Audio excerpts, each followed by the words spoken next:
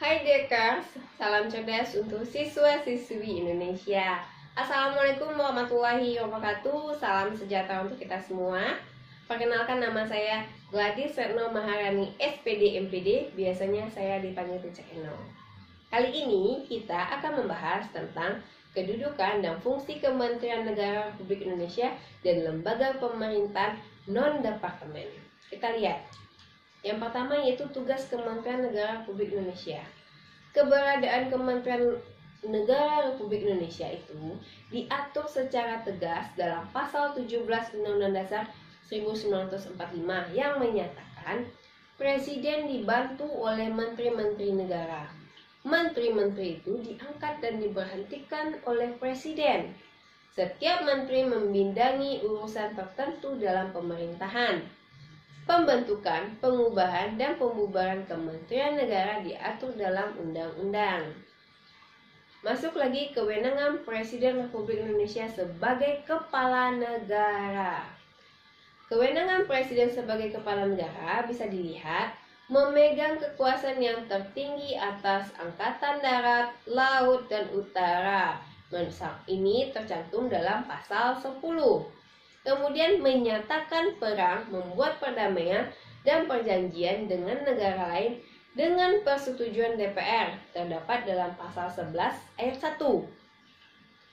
Membuat perjanjian internasional lainnya dengan persetujuan DPR.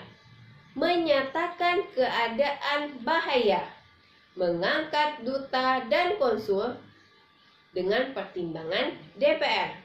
Menerima penempatan duta negara lain dengan memperhatikan pertimbangan DPR. Memberi gerasi rehabilitasi dengan mempertimbangkan Mahkamah Agung. Memberi amnesti abolisi dengan memperhatikan pertimbangan dari DPR. Dan yang terakhir adalah memberi gelar, tanda jasa, dan lain-lain tanda kehormatan yang diatur dengan undang-undang. Itu adalah kewenangan Presiden sebagai kepala negara. Apa bedanya dengan kewenangan Presiden sebagai kepala pemerintahan? Kita lihat. Yang pertama yaitu memegang kekuasaan pemerintahan. Mengajukan rancangan undang-undang kepada DPR. Menetapkan peraturan pemerintah.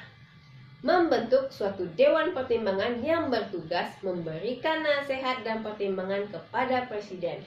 Mengangkat dan memberhentikan menteri-menteri, membahas dan memberi persetujuan atas rancangan undang-undang bersama DPR, serta mengesahkan rancangan undang-undang.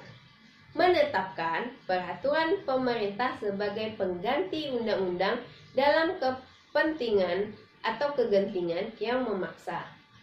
Kemudian mengajukan rancangan undang-undang APBN untuk dibahas bersama DPR, dengan memperhatikan pertimbangan DPD. Meresmikan keanggotaan BPK yang dipilih DPR dengan memperhatikan pertimbangan DPD.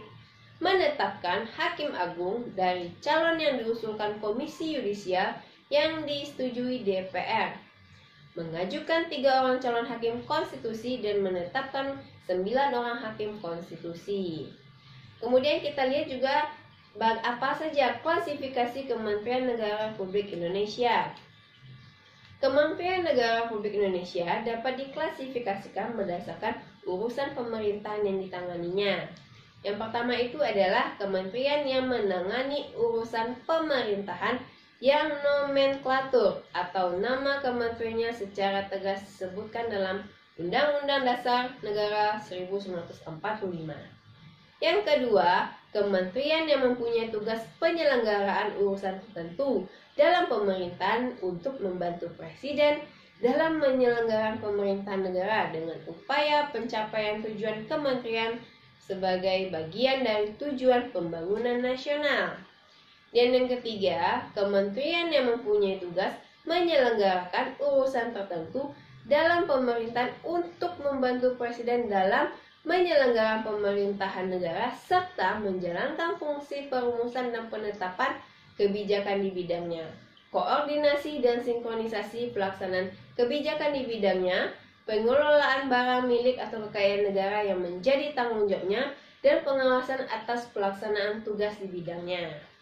Ada kementerian koordinator yang bertugas melakukan sinkronisasi dan koordinasi urusan kementerian-kementerian yang berada di bawah lingkungan tugasnya, yaitu Kementerian Koordinator di bidang politik, hukum, dan keamanan, Kementerian Koordinator bidang perekonomian, Kementerian Koordinator bidang pembangunan manusia dan budaya, kemudian Kementerian Koordinator bidang kemaritiman.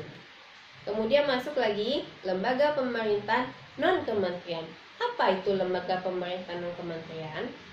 Lembaga pemerintah non-kementerian merupakan lembaga negara yang dibentuk untuk membantu presiden dalam melaksanakan tugas pemerintahan tertentu. Lembaga pemerintah non-kementerian berada di bawah presiden dan bertanggung jawab langsung kepada presiden melalui menteri atau pejabat setingkat menteri yang terkait.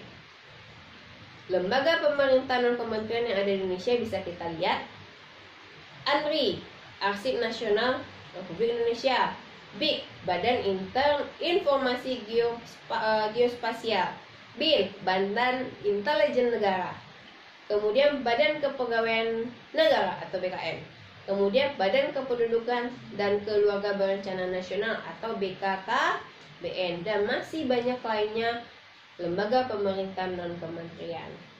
Oke, cukup sekian materi kita hari ini. Mohon maaf apabila ada salah kata. Assalamualaikum warahmatullahi wabarakatuh.